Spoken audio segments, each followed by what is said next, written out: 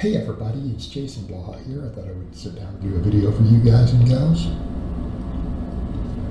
Sipping my water. The answer is no, absolutely not. In fact, I have already had one vegan just go completely ham on me for not being a vegan. So we need to understand there's an enormous difference. Veganism is a largely ethical position. It is an ideology based around the idea that any exploitation of animals is evil, it's morally wrong, and they're opposed to it. That includes even eating honey, leather, everything else. All right, so you need to understand the difference. Even though the eating behavior may be similar, they are not the same. Because keep in mind, many vegans not only do not care about health, they literally eat garbage.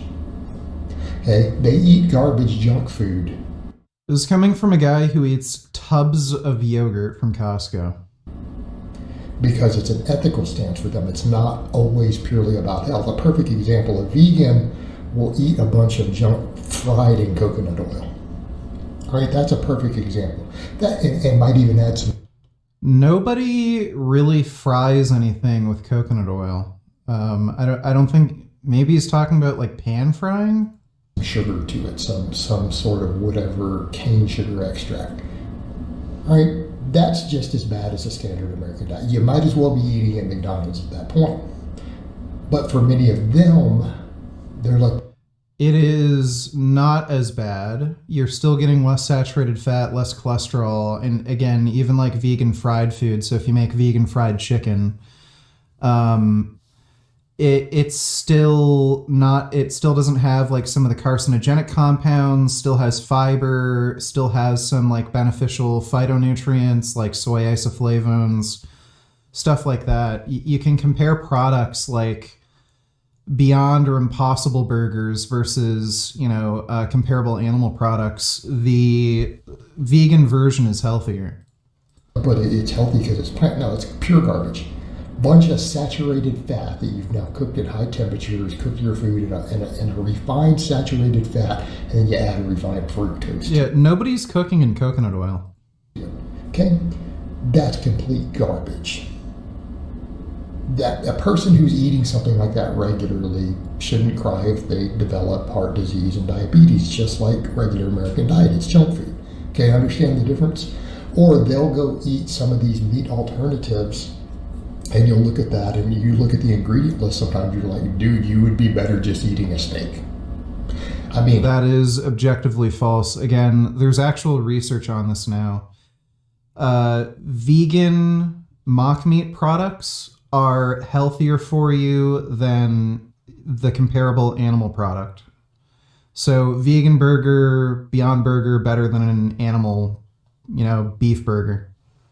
So that's just objectively false. Health-wise, you look at that list that's in it and the sheer junk that's in it sometimes, and it's like, dude, just eat a steak at that point. It's going to taste better and it's going to technically be healthier. Nope, that is false. But for them, they're eating that as a meat alternative for ethical reasons. All right, so the difference is if we are doing whole foods plant-based, this is purely for health purposes. The other is not a consideration. And it's based around the fact, and I'm not going to go into all the details of it, but I've discussed it quite a bit, of largely plant-based diets do seem to be optimal for health. And the evidence for that is overwhelming, and I'm not saying you have to do a purely plant-based to get those results. I'm choosing to do that because I hate fish. All right, I'll be the first to say that a pescatarian diet with a moderate amount of fish may be pretty optimal. I mean, again, look at the Okinawan diet. A lot of soy and tofu. They eat a little bit of fish, a lot of sweet potatoes, a lot of vegetables. Longest living society on Earth. They're not the longest living society on Earth. The Californian Adventist vegetarians are the longest living. It's just that Okinawans have the most amount of centenarians. So they have more people living over 100 than anywhere on Earth, but they don't have the highest average life expectancy. And chances are the reason why you see more of them living to 100 is genetics. It's not that like their lifestyle is bad comparatively or anything. It's just that They probably have more frequency of genes that allow people to live to 100 compared to other places. But in terms of average life expectancy, their average life expectancy isn't as high as Californian Adventist vegetarians. But people need to keep in mind they're not eating huge amounts of fish either. But I mean, I'll make that contention. That's great, but that is still plant-based. Okay, if a person...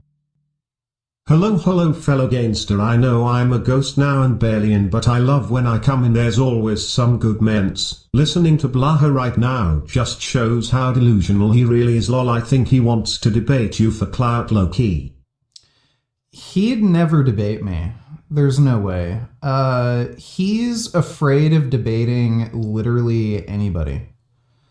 He knows he's not smart. He knows he's a dumb guy, so he'd never agree to a debate with anybody.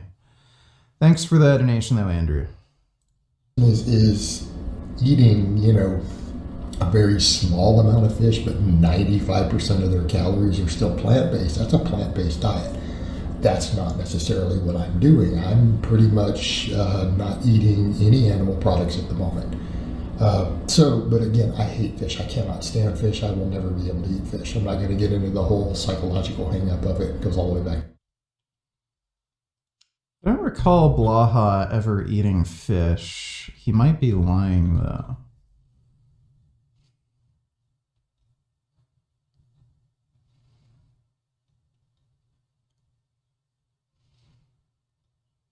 He's made a lot of videos about fish oil.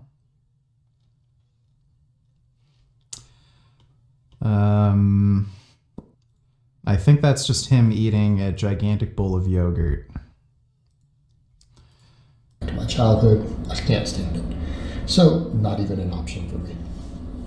But from a health perspective, it's probably just as acceptable. Again, so hopefully people grasp that difference. In my case, though, a lot of it has to do with controlling inflammation, other stuff. But that's too much for the scope of this video. We're just explaining the difference. So from the perspective of what I'm presenting, it's not the fact that you are not eating animal products. That's the main thing. It's that you are largely filling your diet with whole foods. So again, a perfect example. A bunch of whatever potatoes fried in coconut oil is not a whole food. That's junk. Now, some processing can be allowed. No, I don't know why he keeps bringing up coconut oil. Nobody's cooking with coconut oil anymore. The only people who are doing that are carnivore dieters. You only ever see people like Frank Tufano using coconut oil as a cooking oil. Vegans aren't using coconut oil because everybody knows it's bad. That it's high in saturated fat, so no one's frying potatoes in coconut oil. I mean, tofu is a processed food, but amazingly healthy. So what we are then doing is not about avoiding the meat so much as saying, from a health perspective, a fitness perspective, a wellness perspective, nutrition, the tofu, for example, is probably slightly superior as a food source for overall health than, say, the chicken or the low-fat dairy. Because, again, the protein quality is almost as high. More than slightly. Tofu is very good for you, and it's extremely protective against breast and prostate cancer. Your risk of breast and prostate cancer is cut literally in half if you frequently consume soy. It still has fiber, has tons of isoflavones, phytonutrients. Those all have health benefits. They have cardioprotective benefits. They have prostate protective benefits. I mean, a perfect example, a 47-year-old male, okay, with very high androgen levels, okay? So if I'm going to get some extra prostate protection from that, that's not a bad thing. It's very rich in omega-3s, right? Tofu, for example, is 50% polyunsaturated fats, with a large chunk of it being omega-3, the stuff that we actually need for health. So you look at this and say, okay, that is, from a health perspective, probably a slightly superior food source to the other.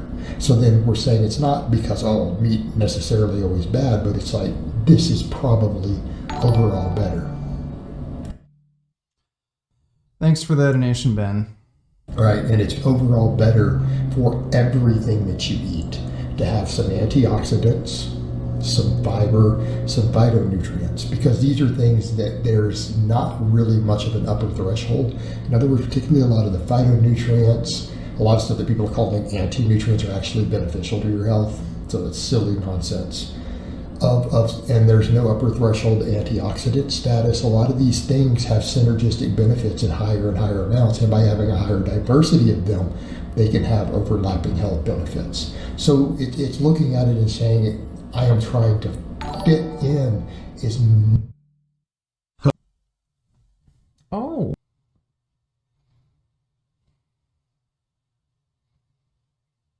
Oh, that's your.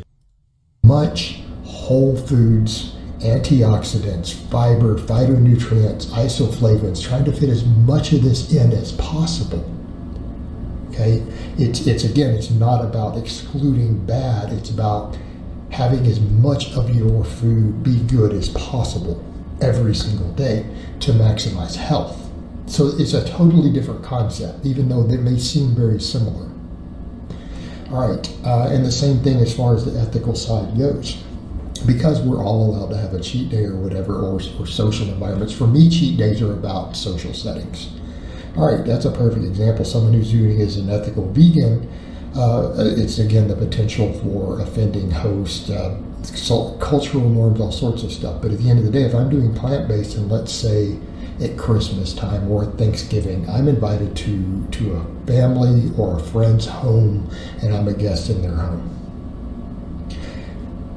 And they don't want to make special accommodations, and they haven't made special accommodations for a plant-based person, I'm not ethically bound to it. And it's okay every now and then to say, hey, because no single cheat meal, a cheat meal once a month like that or whatever, has never harmed anyone's health. It doesn't harm our body composition, anything else.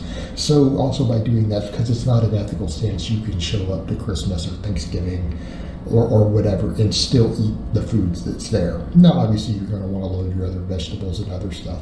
But again, it's more flexible in that sense. It's a far more flexitarian approach because we're looking at just overall health on a day-to-day consistent basis, not an ethical position. Even though in practice, they may end up being very, very similar because, and that's the point the vegan would have to admit, my diet might be healthier than theirs, even though I'm not a vegan, because I'm not including the junk food they're doing. But by that same token, at no point this week am I going to put anything animal-based in my mouth. I'm not going to be eating any meat or dairy or anything like that at any point this week. All right. Not saying it's some social event or function that wouldn't happen, but my day-to-day is still plant-based. All right, guys, but that's really all I have to say on that today. I hope it's been... Yeah, what an interesting turn of events. Blaha is foregoing the yogurt. Who would have thunk it? Let's see where his bench progress is. Hey everybody, it's Jason Blaha here, and today I want to chat with you guys a little Dude, he's still only benching 225. bit about really just being efficient with our training. And this works really well for people. What is his progression strategy? Like, he's still only benching 225. I don't understand. He's been doing this for weeks. Who can't put in a lot of gym time. Maybe they have limited recovery. They have busy lives. I'm not talking about people out there who have limitless time to be in the gym. Because this is one of the things that people have to remember. A lot of this discussion that's out there that people talk about is for people who make their whole life about the gym. They don't have any other stuff going. They're not busy, right? They're not particularly busy people. But I think for people who are, and you're not trying to be a world-class level lifter, okay, I think this sort of approach works really well. And in some cases, it will work even for the people who want to do that. And that is, look, come in and focus on your basic exercises, right? Find your basic exercises. In my case these days, it's the big three, and pull-ups, right? Squat, bench, deadlift, pull-up. And I perform them in a way to build muscle right now, at least, at this time. I might be doing maxes and stuff again by the time this video comes out, but who knows? So again, a lot of rep work. But then afterwards, I'm coming in and I fill in the gaps. I work on my weak links, okay? Now people say, well, you're doing calves, that's not a weak link. Well, no, but my calves don't really get trained effectively with my other stuff, even though I have big calves. So I'm doing some calf work because why not? But outside of that, it really is just arm work. It's arm work. Why? Well, because for me to just adjust the way you're benching, of course. And more But, terrible that's a barbell example. curls. Maybe that person, they're more armed. But let the deadlift sort it, right? But work on the rest of my leg, work on my quads. Strings are a weak link, and if that, you can tell from the way you deadlift, right? People say, what do you mean? Well, when you deadlift, if you always come in, work your weak links. If your shoulders are a weak link, doing your basic lifts, maybe your shoulders and your biceps will come in and do some curls and some laterals, okay? You're going to be able to agree with a lot of this data. Dude, why does he put the camera at this angle just to assault our fucking eyes? Research about the number of sets that I did for this training week pull-ups. Oh, that is so I bad. think that's a great approach people Gross. can take. Again, lower body can be a little different because a lot of times we can get away with. He does the grossest shit on camera, and then he wonders why people don't watch his content. VG. I'll be sure to give Jasmine a hug later. Thanks for the donation, dude. Let's see. Why do you check up on Blaha so often? I think you are actually in love with him secretly and want to sandwich him with Tefano and vegan booty. Didn't you say Blaha used to be someone you idolized? Why the hate now? He isn't that bad. Also, how's Phil? I never said I idolized Blaha. Don't know where you got that. How's Phil? Phil who? And Blaha is that bad. He is a lying, manipulative, narcissist jackass. Thanks for the donation. Hello, my name is Jason.